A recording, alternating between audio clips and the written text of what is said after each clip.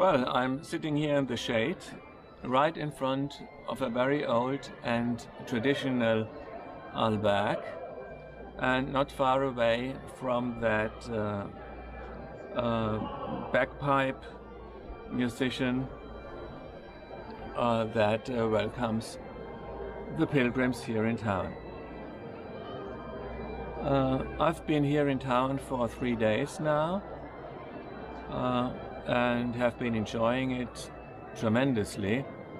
The weather is just perfect. Perfect spring weather, not too hot, not too cold, always sunny, no rain.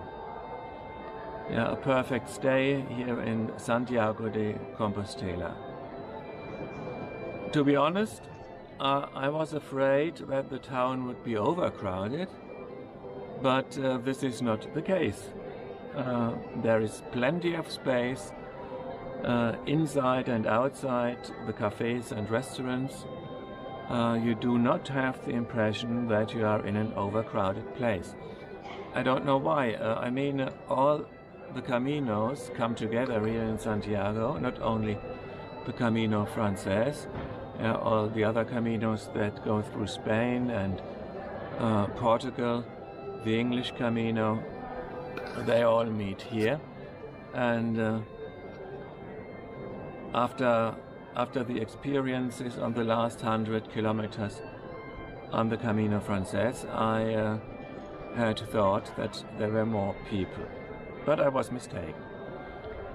To be honest, I don't know where all the pilgrims have gone.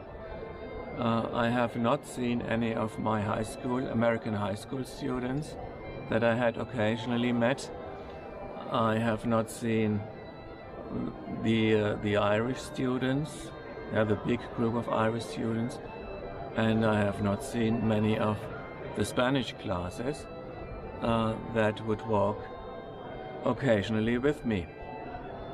I don't know if they just walked to the beginning of town and then immediately jumped into the next bus, or I just don't know. Well, never mind. That does not mean that the town is empty. There are many people and pilgrims arriving, that you see that they have just come into town. There are tourists that have come by bus or by train, that are on a guided tour through town. But as you will soon see on the footage I'm going to show you about the Good Friday processions, you have always enough space to film, to stand in the first row, and you need not queue anywhere. It's just a pleasant thing to be here.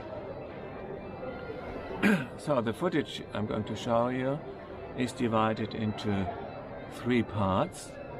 The first part shows again my arrival 3 days ago. The second part is about the Thursday, Holy Thursday. And in this part you will see most of the inside of the cathedral. You will see the grave of St. James and a little bit of that Holy Mass that I attended in the evening. Of course, I'm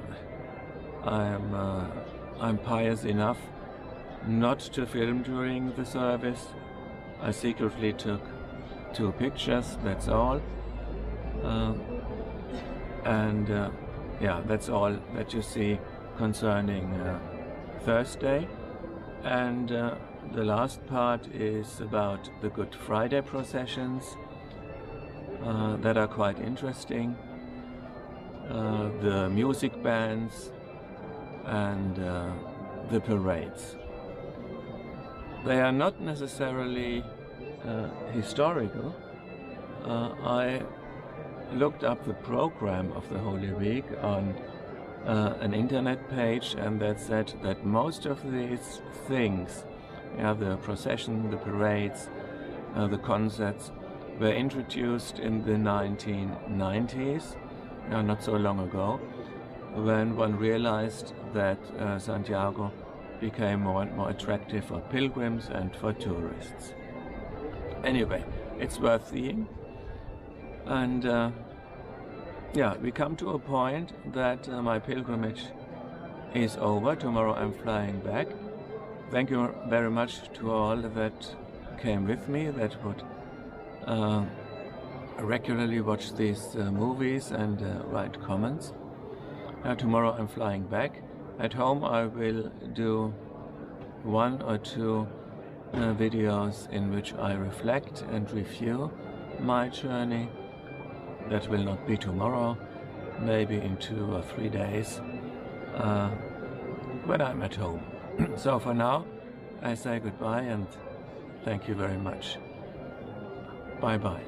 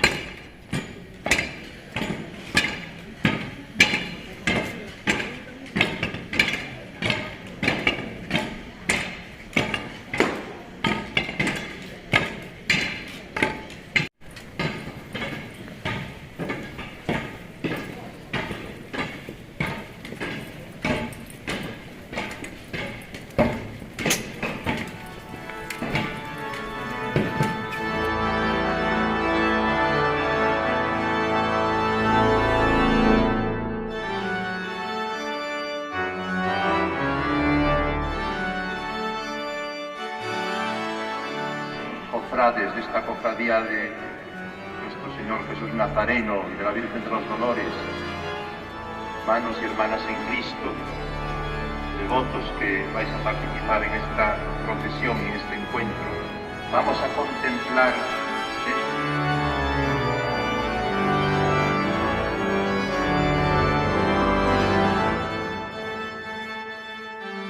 dijo por nosotros.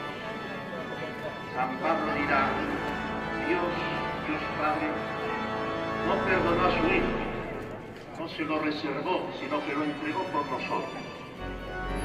La pasión es también el amor apasionado del Hijo de Jesucristo, que entrega su vida libremente por nosotros. Nadie me quita la vida, yo la doy. Cara que no es suya, pero Él no es alguien en cara nada a nadie, permanece en silencio por amor a mí. Él es inocente y se ofrece por sus culpables. Lo vive también todo esto en soledad, muy solo, abandonado. Aquellas multitudes que lo habían escuchado en sus predicaciones, que habían visto sus milagros, que lo habían aclamado a la entrada de Jerusalén con las palmas y los ramos, ahora lo han dejado solo, nadie da la cara por él. Vemos a un Jesús también triste porque hasta sus íntimos lo han dejado. Judas, el traidor, lo ha vendido por 30 monedas. Pedro, que iba a dar la vida por él, lo ha negado. Vemos a un Jesús triste.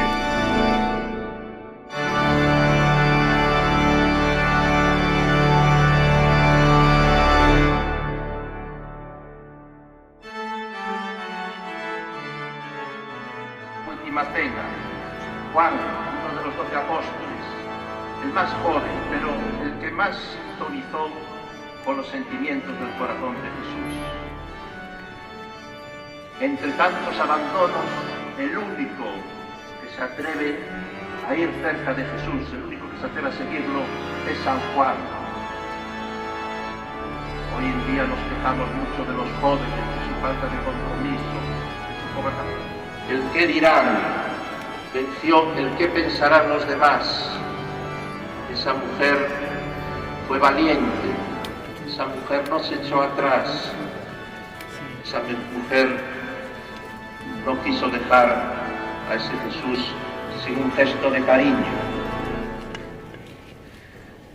A esa venerable y piadosa tradición de la Verónica, la mujer recia, la mujer valiente, la mujer fuerte, que no se echó atrás, que quiso acercarse a nuestro Señor.